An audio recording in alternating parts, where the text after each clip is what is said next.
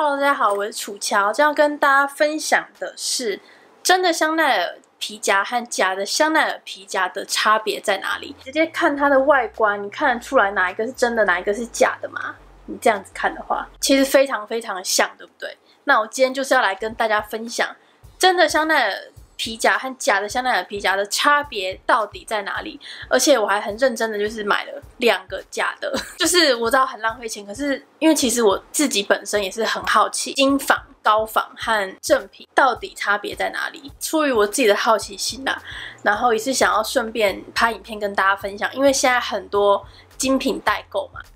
像我买的就是这个高仿的卖家，他就有说，有可能是他的广告词，可是他就是有特别说这款啊，就是很多代购都是当做正品在卖的，这也是其中一个问题，就是你上网找代购的时候，他买给你的真的是正品吗？如果你没有看过真正的正品，你没有实际就是拥有它过，你可能一收到假货也会觉得好像看起来好像还蛮真的，所以如果你要找代购，也是要找信任的代购。今天就是要跟大家分享，你收到商品的时候呢，大概可以看出怎样子的货是假货。首先来讲一下外包装盒子好了，因为其实他们现在连盒子、防尘袋，所有都做得非常非常的像。然后我等一下也会跟大家分享正品的价钱，然后还有我买的高仿的价钱。首先来看一下盒子，当你收到这个盒子的时候，要是我啦，我自己本身如果没有买过香奈儿的东西，我就会觉得它就是一个正的盒子，就是真正的正品。可是呢，因为我拥有它的正品，所以我就可以看出来它有非常大的差别。那首先这样看，你觉得哪一个是正的，哪一个是仿的？答案呢是这个是仿的，这个是正的。正的它的字比较小，然后我买了2个仿的，它的字都是比较大的，就是它的 Chanel 的标识都是比较大的，可是它的盒子的大小啊，其实是一模一样的，看就完美的重叠。高度的话是正的是扁一点，然后假的是宽一点，2个假的好像都是比较宽一点。但是整体来说，如果我收到了这个 Chanel 的盒子，我并不会怀疑它是假货。接着呢，看盒子里面，那正品的盒子里面呢，就是有一个防尘袋。然后还有，这算是什么？资料卡吗？我也不知道它叫做什么东西。防尘袋之外呢，它还会有这个是 Chanel 的这个保证卡，这个是正的哦。接下来给大家看2个假的盒子，长这样，它里面也是有防尘袋，而且跟正品的防尘袋，我等一下会比较给大家看。我觉得跟正品的防尘袋的质感其实是基本上也是一样的，只是它上面有这个标签。当然，如果代购想要把它当正品卖的话，他自己当然可以把这个标签拆掉。你如果买来，你也不会发现。一样的是，他们也有这个资料卡，然后它的保卡是长这样。我等一下也会跟大家比较正的保卡和假的保卡的差别。然后另外一个假的保卡在这边。那我先来比较一下防尘袋，正的防尘袋是长这个样子，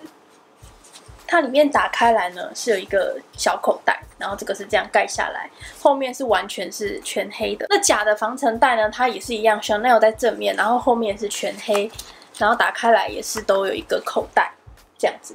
大小是一样的，我看一下跟正品的大小，跟正品的大小，正品的长一点点，这个是正品，然后这2个是仿的，宽度基本上是一样的，就是这3个宽度都是一样的。那我觉得唯一比较明显的差别也是在它字的大小，像大家看正品的字的大小是这样子，仿的字的大小呢就明显的比它大很多。另外一个仿的，它的字也是明显的大了很多。当然，如果我收到的防尘袋是这2个，我也完全不会怀疑它是假的 Chanel， 因为它的质感啊，我觉得基本上是一模一样的，就是它的防尘袋的质感。这2个也是感觉非常非常的高级，而且它都是有2层的，就是它是这样子2层布缝在一起，然后正品也是，所以就会让人家觉得，这个防尘袋其实也是还蛮用心做，还蛮有质感的。接下来我们来看保卡的部分。那我记得我的保卡本来好像就没有包这个塑胶膜，但是其中一个高仿是有包这个塑胶膜的。那我就把塑胶膜拿起来给大家看，跟大家比一下这3个保卡的差别。其实你这样子看，我觉得要是就是我没有拥有一个正品的话，这2个假的保卡，其实我应该也是认不出来。你不要跟正品比的话，其实我觉得他们2个做的也是蛮真的。那如果跟正品比一下，就是很明显的看到字的大小都不太一样，上面的是正品，然后底下2个是高仿。就是你看它的那个字，其实高仿的也不会觉得好像特别粗糙还是什么的。那我先给大家看背面，背面就有一个高仿是很明显的比较粗糙。你可以看到我的左手边这一个，它的字就是没有高仿，就是没有这个高仿和这个正品的字看起来这么的清晰。然后你可以看到这个小小的 Chanel logo， 拉近给大家看，看得到吗？真的不知道拍不拍得出来呢。这里的这个 Chanel 啊，它是一个双 C， 然后外面有一圈，可是你可以看到它外面那一圈和这个白色的点是没有对齐在正中间的。可是正品呢，它的白色的点和里面那个圈是完全的是在正中间的。然后有些人说，像这个字啊，正品摸上去是有好像凹下去的痕迹的。其实这2个仿的摸起来也是有痕迹，而且这个痕迹跟正品的摸起来非常非常像。这个就还好，这个就是摸起来有一点痕迹，可是它感觉不是像正品这种凹下去的痕迹。所以呢，就是正品是这样，正品的字和这个高仿卡的是比较像的，可是这个号码。这一个高仿卡跟正品的字是非常非常非常像的，所以我觉得最好认的方式，虽然我不知道是不是每一个高仿都是这样子，但是它高仿的像这个东西啊，就是它的圆圈就没有在这个白点的正中间，它就是有偏差。可是我觉得如果我收到这2个保卡，其实我也不会知道哪一个是哪一个就对了。那最重要的当然是看里面的皮夹的部分。首先呢，大家猜一下哪一个是正品？这个是长这样，这个是长这样，这个是长这样。背面呢，长这样，这个，然后这个，这样看你觉得哪一个是正品？其实这个是正品，那它的价钱呢是1000多块澳币，忘记我买多少钱，反正就是1000多块。然后这个呢是人民币900块，这个是人民币580块，所以这2个是高仿，这个是正。我记得正品来的时候，当然它的前面啊金属的部分是有贴膜的，但是因为我已经用很久了嘛，所以我就撕掉。那仿的呢，它也是前面是有贴膜的。那正的，我记得它里面好像就是这样子而已，它好像没有像仿的有这种布织布的东西在里面，我记得应该没有，因为如果有的话我会留下来，可是我在它的那个原包装里面我都找不到，所以我记得它好像就是这样子，然后有这个亮面的这个纸放在放卡的这里，然后因为它有2层嘛，所以就是有2个厚纸板。那仿的呢，它里面的东西就是真的很不一定的，像这个900块的，它里面有一个这个像布织布的东西，然后它的厚纸板就只有前面这格有，里面这格没有。但是它的放这个卡的地方也是一个算是亮面的纸。接着这个580的，它也是有一个布织布，可是它就没有任何的厚纸板，然后它也是有亮面的纸。那我给大家比较一下这个亮面的纸，这2个是仿的亮面纸，这个是正的亮面纸。其实看亮面纸的质感就差非常非常的多，你看正面会觉得还好，可是你看背面，仿的亮面纸它的背面就是一般的纸，它只有前面是亮面的，但是正的呢，它的亮面纸是2面都是亮面的，就是它连这个后面都是亮面的，它后面的材质是跟前面一样的，那这个就是很像一般的纸板而已。所以我觉得这个说不定是一个看这是正仿货的一个非常好的决定因素小细节。接下来给大家看一些五金的小细节，像这个正的五金是长这样子。其实我觉得仿的五金做的蛮像的，你仔细看它这个 Chanel 的 logo， 其实我觉得它基本上是一模一样的。看这2个仿的 Chanel 五金啊，我真的觉得它跟正品基本上是一模一样的。那有些人说五金如果仿的拉链会很难拉，那这个是正的，它的拉链是这样子，其实我觉得也没有算很好拉。那仿的呢，哦，其实我觉得这个比正的还要好拉欸。可是它到这边有点卡住，没有，又没有了。对啊，这个另外一个仿的，其实我觉得也算是非常好拉。正品，我觉得它拉链并没有说仿的比较难拉，正品的比较好拉。其实我觉得基本上是一样的。那大家看一下后面的五金好了，就是后面的拉链的部分，我觉得这个细节非常非常的细，不知道大家能不能看出来？就是这个正的它的拉链的最尾端没有像仿的做的这么边边，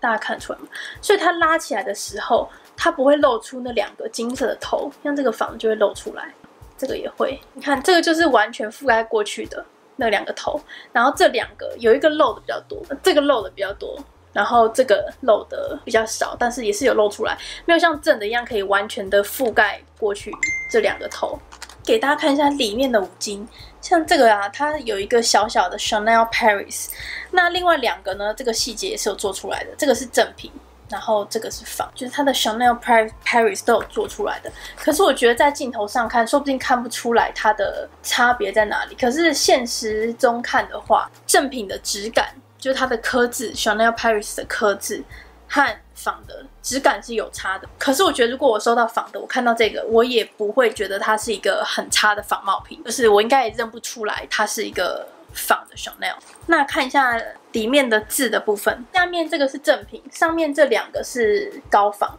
那你可以看到正品的字它是比较扁，然后字体是比较粗的，仿冒的它就是比较细长一点，这个细节也是看得出来的。可是当然再说一次，如果今天我收到的是这2个仿冒品，我没有看过正品的话，我也会觉得它是好像就是真的 Chanel， 因为它的印上去的那个质感也是蛮好的。整体呢，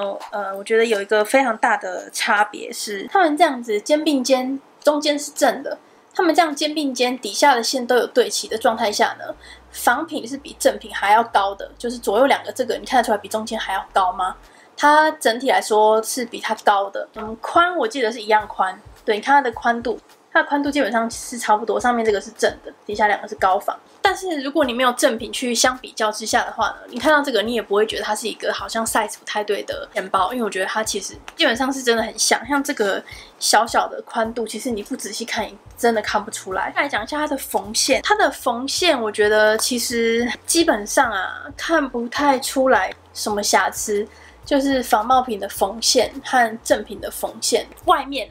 的缝线，里面就很明显不一样。可是我觉得外面的缝线是比正品还要好的，因为我记得我那时候去买这个钱包的时候我就有发现，像你看这边有一个小缝线，不知道看不看得到，这边有一个小缝线是岔出来的。然后我有跟那个柜姐讲，然后柜姐是说，如果我在意的话，她可以帮我剪掉。可是后来她也没剪，所以我就算了。所以正品的缝线，我并不是觉得它是100%的完美的，但是这2个仿品，我觉得它外面的缝线反而没有像正品一样什么多出来的线头之类的，所以这个看它外面的缝线是看不出来的。可是接下来看里面的缝线呢，就可以很明显的看出来差别了。我个人认为我买的这个900人民币的和580人民币的，我觉得580人民币的做的比900人民币的还要好，就是它的整体来说。因为先给大家看一下900块人民币的缝线，900块人民币的里面的缝线呢，900块人民币这个里面的缝线是红色的。那正品的缝线呢，你记得正品的缝线呢，它一定是和里面的皮是一样的颜色，所以你看得到它的这个皮和它的缝线颜色是一模一样的。正品980这个缝线，你就可以很明显的看出来，它2个缝线的颜色是差非常非常多。那这个580人民币的这个缝线呢，我觉得它虽然比红色的好一点，可是它也没有像正品的一样这么跟皮的颜色是完全一样。这是580的缝线，然后这个是900块的缝线，比较接近的缝线来跟这个正品的缝线来比一下，2个就真的是非常接近的。可是你仔细看还是看得出来，这个高仿它的缝线还是没有完全的对应到它里面的皮，然后这个正品它是完全一模一样的。可是这个红色900块的缝线，它里面的缝线我觉得它缝的比这个500块的还要好。这500块其实它的缝线已经很完美了，可是它唯一的缺点，它唯一可能没有注意到的是，它这一条底下的缝线没有说非常的直，但是这个900块红色的缝线它其实缝的非常非常的直。就是它的缝线其实蛮好的，只是它的线的颜色不太一样。我的这个正品呢，它是荔枝皮，因为我是跟大陆的卖家买的嘛。那他们这种荔枝皮呢，叫做鱼子酱，所以就是他们的鱼子酱皮。那我买的2个都是鱼子酱皮，然后金色金属的。这2个也都是完全的是真皮的，就是跟正的皮是一样，都是真的牛皮，然后做成荔枝皮的感觉。再想一下味道，它们3个味道基本上是非常非常像，就是这个皮味，对，就是非常非常像的。所以我觉得味道和这个皮质，其实我自己个人也是看不出来正的和仿的差别。因为我今天买的是这个高仿，等于是这个钱包，他们大陆可以做到它的皮质、它的五金完完全全的跟正品的是一样。要怎么样看出来呢？当然就是看它的这些小细节，它的位置啊，像我刚刚说的纽扣的位置啊，然后车线的方式啊，车线的颜色啊，是可以看得出来就有一点不一样的。如果我买了一个代购，然后代购寄给我的是这2个高仿的话，其实我觉得我闻味道啊，或是看它的外表啊，如果没有正品去比较的话，其实基本上我真的看不出来的。那个红色线的，就是红色线980的这个，我是看得出来了，因为它里面的线的颜色和它的皮真的太不一样了。但是另外这个580的，它的线的颜色啊和皮其实已经做的非常非常接近了。我可能也会觉得，就是不仔细看，我也会觉得它是同一个颜色。当然跟正品比起来，它的颜色还是有差。可是我觉得，如果我买到的是这个，我可能也会觉得我买的是一个真的 Chanel 包包了。这次呢，就是我自己做了实验，看正品和仿冒品的差异性。我自己其实也还蛮惊讶，他们可以做到这么像。可是又还蛮惊讶，说他们已经做到这么像了，为什么不把这个线的颜色对一下这个里面的皮呢？因为如果对一下的话，我觉得它完完全全的就是跟我说是正品，我都会相信。但是他们还是有做了一些小细节，是让大家可以很明显的看到它跟正品是不一样的。那就还是要呼吁大家，就是要小心，因为你看现在的高仿、精仿做的这么的像正品，如果你就是找一个代购去帮你买，可能说国外哪一个国家买比较便宜啊，那他如果真的买了一个高仿给你的话，我觉得其实真的很难让人家看得出来。那你就是要找到信任的代购，自己也要多做一些功课，因为其实你看高仿一个900人民币，一个580人民币，它其实也不是一个很便宜的价钱，所以你不要花了就是蛮贵的钱，然后觉得自己赚到小便宜了，但是其实你买的是假货。当然这2个假货我是不会用啦，因为我自己已经有一个正的，这只是就是做一个小实验而已。然后它的皮我其实真的觉得蛮像的，因为这个是我自己用了一阵，忘记我什么时候买的嘞。可是它的像它的有点磨损的程度啊，跟这2个比较新的看起来就是会有一点点不一样，可是他们2个真的非常非常的接近我的正。以上呢，希望这个影片有帮助到对于你未来想要买精品的选择，还有多做一些功课。